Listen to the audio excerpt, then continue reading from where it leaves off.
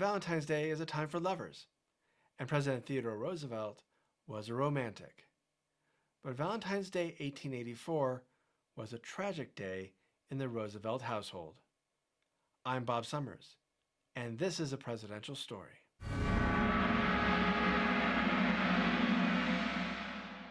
Alice Hathaway Lee, age 17, first met Theodore Roosevelt on October 19, 1878, at the home of her relatives who lived next door.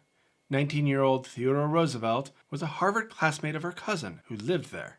Roosevelt, a prolific writer who would go on to write dozens of books and articles, kept an extensive daily journal. He wrote of that first meeting, "As long as I live, I shall never forget how sweetly she looked and how prettily she greeted me." Roosevelt was madly in love. At the end of his junior year at Harvard, after dating for less than 8 months, Teddy proposed to Alice. Her family thought she was not yet ready for marriage. She gently refused his proposal. When Teddy returned for his senior year in the fall of 1879, he believed they would pick up their love story, but instead he found that she was not as receptive to his attention. His depression led to insomnia. Since he was not sleeping, he started to read. A lot. He was reading a lot about the War of 1812, but noticed that there was no comprehensive book that balanced the British and American narratives, so he wrote his own. While also studying for classes, he continued writing his in-depth 500-page volume. Naval History of the War of 1812, published in 1880, was a huge success. That wasn't Roosevelt's only success in 1880. After seeing Alice again at a party, they rekindled their relationship, and this time it culminated in an engagement. Their engagement was announced on Valentine's Day, 1880. Roosevelt said that he did not think a man ever loved a woman more than I love her.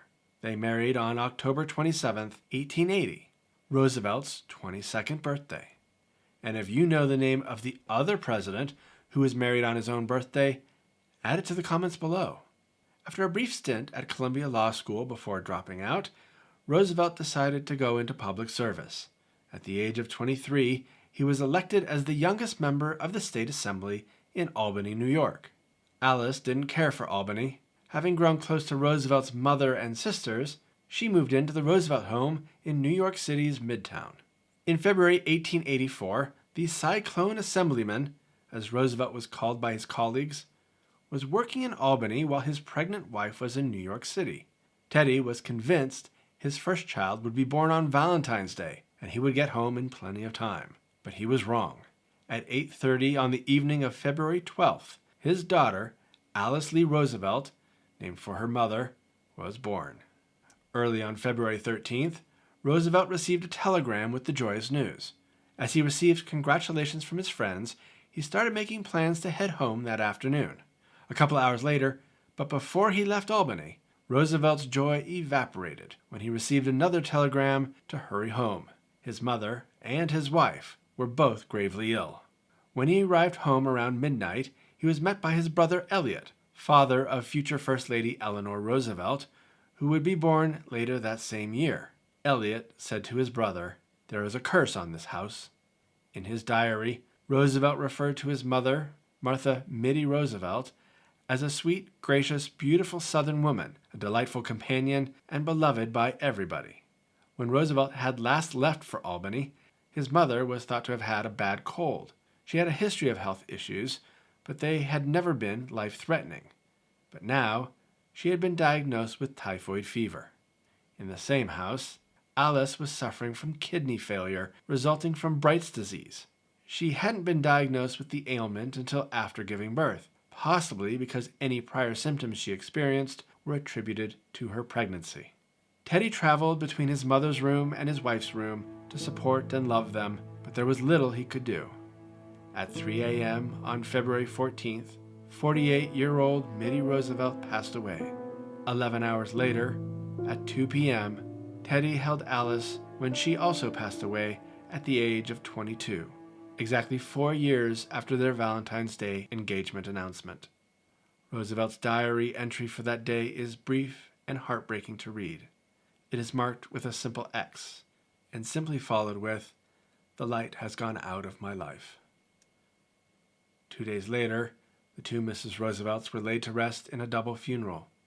Theodore is in a dazed, stunned state, a former tutor commented of Roosevelt. He does not know what he does or says. Her baby was born on February 14. She died in my arms, wrote Roosevelt on February 17th.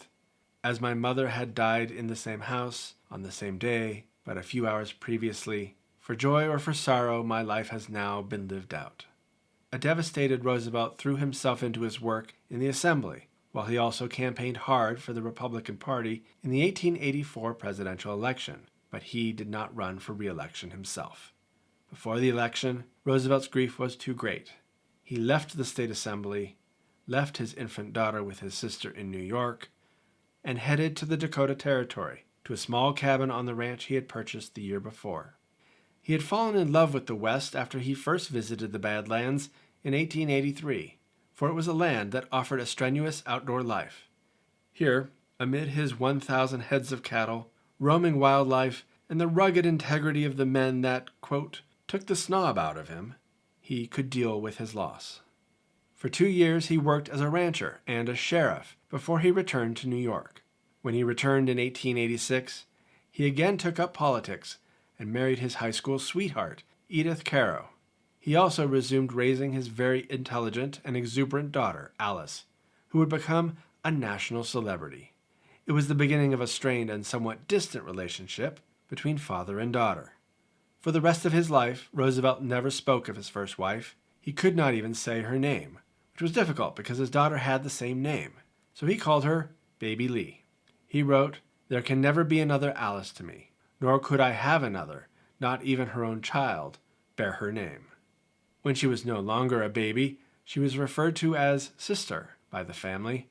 Alice found herself competing not only with her father's political cronies and new wife for his attention, but also with her 5 half-siblings, who arrived in quick succession. Alice grew to admire and respect her father, yet, according to her memoirs and friends, she harbored resentment toward him for having abandoned her as a baby.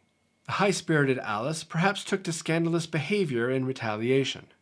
The Roosevelt era coincided with a repressive time in women's history, but the outspoken and independent Alice flouted acceptable behavior and reveled in the spotlight as first daughter. Alice's activities as a young adult, such as keeping a pet green snake named Emily Spinach in her purse, smoking on the White House roof, street racing in Washington streets, betting on horse races, and staying out late with boys, irked her father, who nonetheless did not discipline her. In one instance, when she repeatedly burst into a White House meeting, Roosevelt shrugged apologetically. "I can either run the country or I can control Alice, but I cannot possibly do both," he is reported to have said. After Roosevelt left office, Alice maintained a high profile in Washington society.